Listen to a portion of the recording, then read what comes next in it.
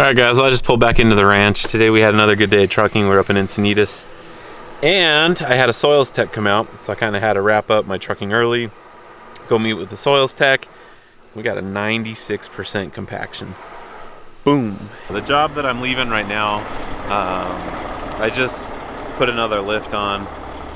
We've been bringing a lot of dirt into this place. If you guys look, so we are bringing this whole hillside up.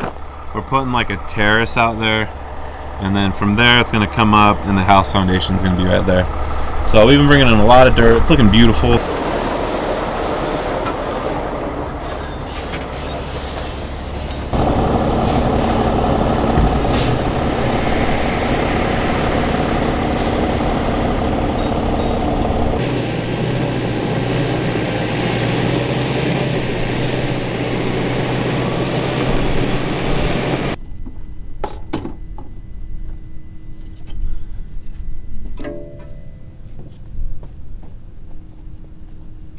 Hey, what's up guys? I'm just pulling back into my place from working on a little job that I picked up due to side hustle, which is what we're going to be talking about today.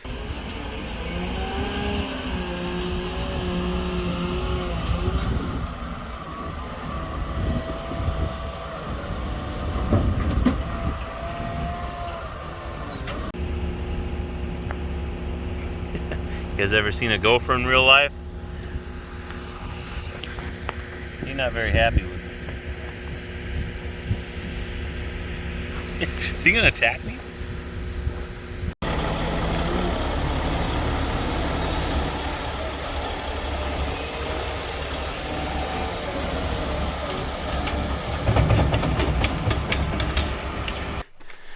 And we're gonna be talking about how to know when you guys are ready to quit your full-time job to go ahead and try and jump into the trucking business. And a while back in one of my videos, way back when, I had talked about karma or blessings or whatever higher power you believe in. We're going to touch on that a little bit today, because I've got some stories that, like, there was no rhyme or reason to why these good things happened to me, but they did. And so I'm not saying like I have this holier than thou complex, but you know, every once in a while I'll do stuff to keep myself humble, and I'm going to touch on that a little bit. But first, guys, if any of you guys are out there, I'm really curious. I was looking at my tractor right here, and it has Michelin tires. And if you look, let's see if I can show this to you guys. It has a little baby Michelin man on here. Here's my fingernail for reference. So I wonder if all Michelin tires have that. If you guys know, post it down in the comments below, because I'm curious. Alright, so I'm going to go on a little, well, not so much a rant, but I'm just going to talk about doing good deeds, guys. I briefly touched on this like way back in one of my videos when I was first starting the trucking business series stuff. And I talked about doing good stuff for other people and believing in a higher power, whether it's karma, I don't know, whatever religion you are. For me, I'm a Christian. So I believe that if I do good to others, you know, I'll be blessed for it. And so I've got a couple instances where there was no rhyme or reason why anything happened. You know, when I first moved back, or when I brought my truck back to San Diego, because my work up north had slowed down, I was down here for a couple days, and I hadn't really told anybody yet. I was still kind of organizing myself, and I got a phone call out of the blue from my buddy Trevor, and he said, "Hey, are you back in San Diego trucking?" And I was like, actually, yes. And I think it had been like 2 or 3 days that I was back. And so he introduced me to Nick, and I've been working with Nick pretty much ever since.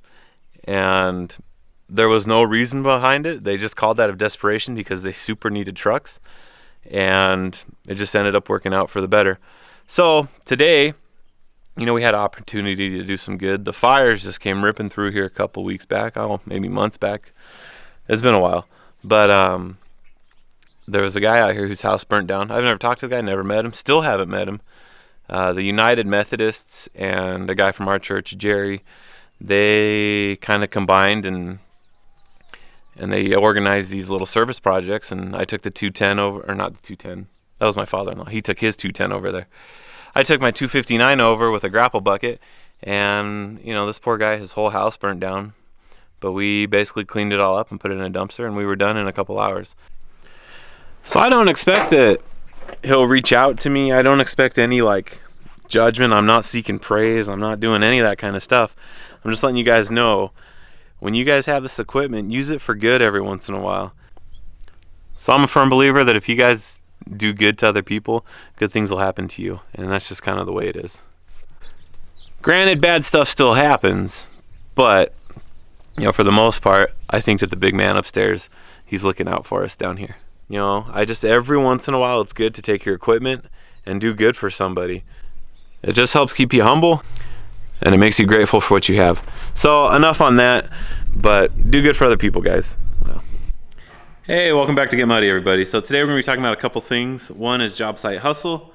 2 is knowing when you guys are ready to quit that full-time job. So we do have another big announcement here at Get Muddy. We've got a new addition to the family. Meet Roger, everybody. He's our newest Rhodesian Ridgeback. He's going to be a big boy. If you guys have never heard of a Rhodesian Ridgeback, these are like the coolest dogs. So they have this ridge where the hair grows in the reverse direction along the top of their back. And I just love their temperament. My big dog Jackson that you guys saw in one of the other videos, he's a Ridgeback. We love Ridgebacks. So I'm just happy. He's a good dog. He's super mellow. Look how big these paws are, though. Look at these paws. All right, so the job site hustle, guys, this is one of the big key indicators, because if you guys don't want to rely solely on brokers, now don't get me wrong, I do go through brokers, but I prefer the jobs that I go find myself, that I get to set my own schedule, that I kind of control almost every aspect of it. I just enjoy them more. So, having said that, if you guys, oh, what is it, buddy? So if you guys enjoy like the aspect of, you know, going out and finding your own work, it usually is a little bit more profitable. All right, we're gonna let him go run around, maybe. We'll see if he comes back. So this is gonna be one of the big key indicators on whether or not you guys are ready to leave that full-time job and go buy a truck and see if you guys can make it happen.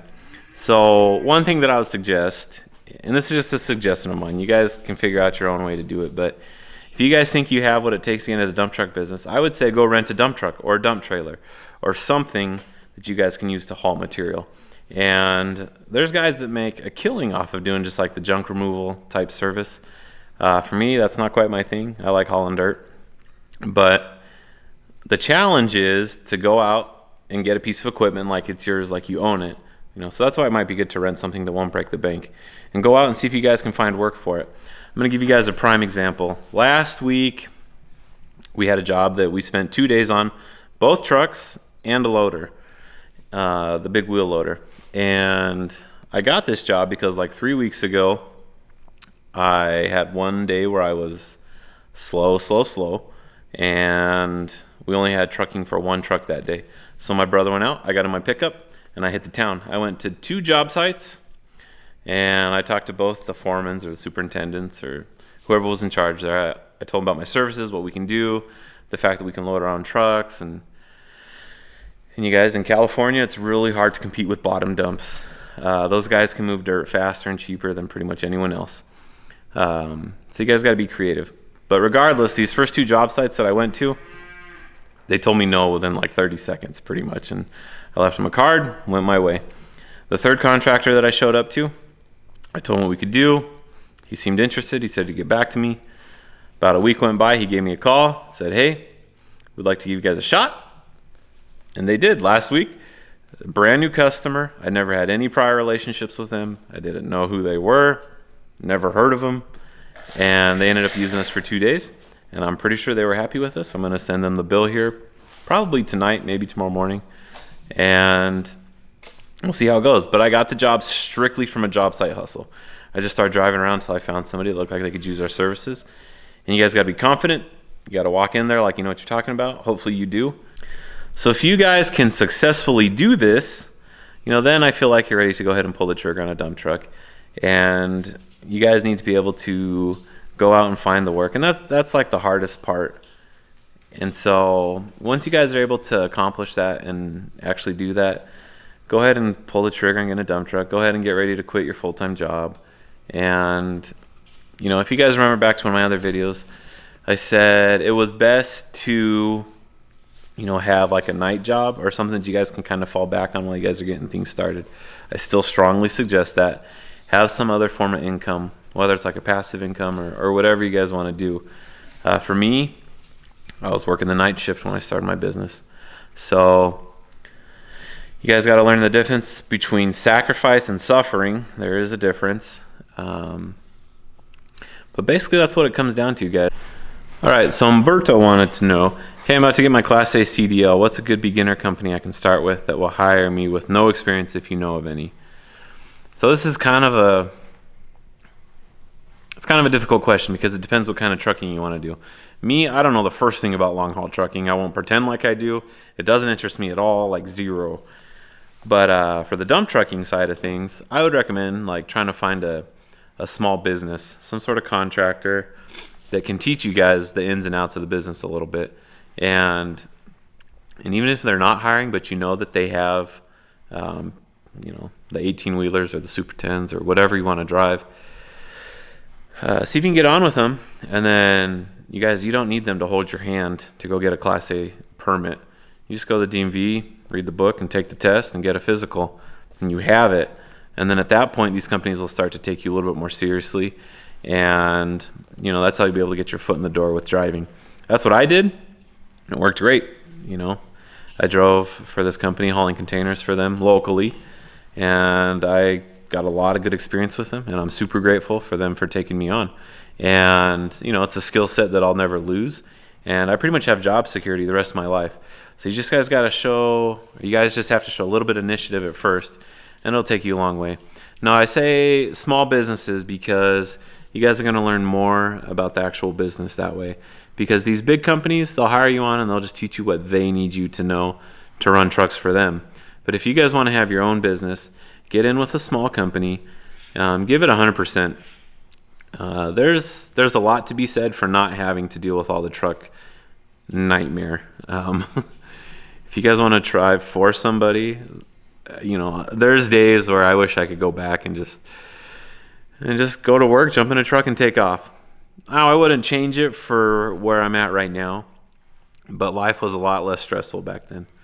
So there's a lot to be said for that. But if you want to get your own truck and get into the business, you guys want to work for a small company because they'll teach you more. And that's just what I would recommend. Find a small company. Stay away from the big guys, and you guys will learn a lot more that way. All right, we're going to go ahead and wrap this video up. When you guys first get into the business, you're not going to be high up on the totem pole. Don't act like you're the big chief. Don't be cocky. You guys really need to try and make those good first impressions like we talked about. You need to take whatever work comes your way. It's all about making a name for yourself. So I finally came up with a catchy catchphrase that I could say regarding the trucking business. If you guys want to get money, you got to get muddy. I've gotten my truck stuck a couple times, and that's just the way it goes when you guys are first starting. You got to get those jobs that get your name out there. So we're going to wrap this video up with some cool footage of some stuff that we did with a GoPro the other day. We basically flung it into outer space. And as always, I appreciate you guys for taking the time to watch these. I hope you guys learned something.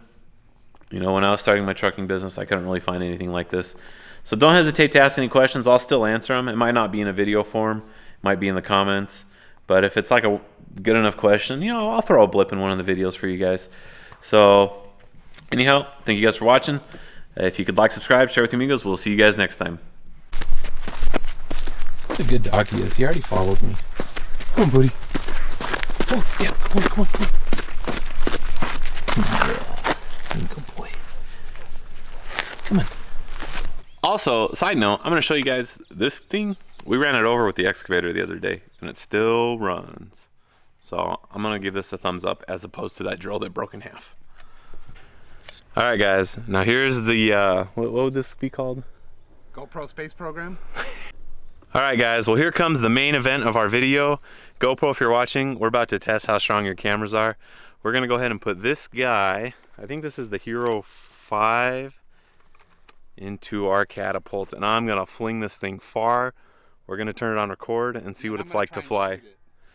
No, he is not gonna try and shoot it because Charlie the unicorn's over there. Okay, we're recording. All right, I gotta like triple, quadruple check that this is recording. This is for science. All right, here we go. Smile. Oh. This is more humane than our last video. How far back should I go? As far back as you freaking can. Is that far enough? Sure. Okay, here we go.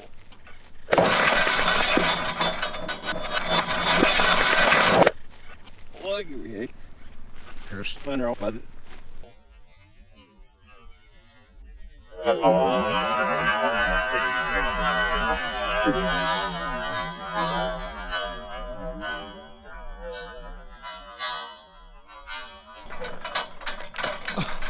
Ooh. Let's hope it survived. All right, let's go walk this down.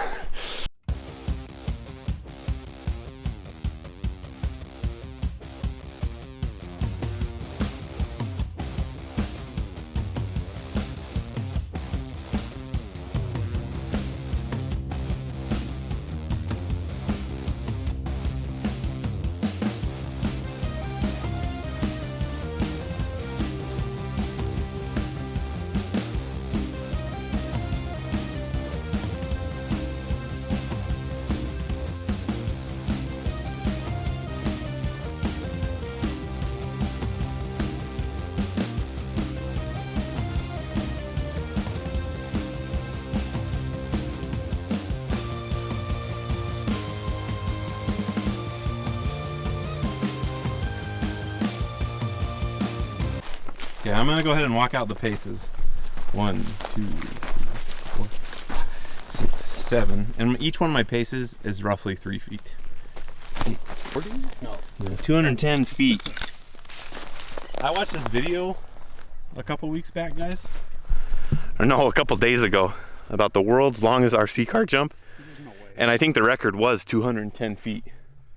So they jumped it that far. More or less. Yeah, well, no, they like actually measured it. Well, Oh. we don't know how far ours. No, my steps are 3 feet exactly. I'll get my measuring one. So, let's see if it still works, guys. Moment of truth. Oh. Now it's. Let me see. You guys, check this out. Todavía hace work. Way to go, pro. Alright, guys. Well, if for any reason you guys ever wanted to know, these will withstand a 200-foot launch. So, firm believer in the GoPro, guys. You can get good footage with these things. I'm excited to see what it looks like flying through the air. Alright, guys. Well, you probably noticed like the decreased sound quality. That's because my other camera died with the mic on it, and I switched over to my phone. So anyhow, we hope you guys like this video. As always, if you guys could do us a big solid, like, subscribe, share with amigos, we will see you guys next time. Send somebody to clean this up. Yeah, because we're going to go eat some dinner.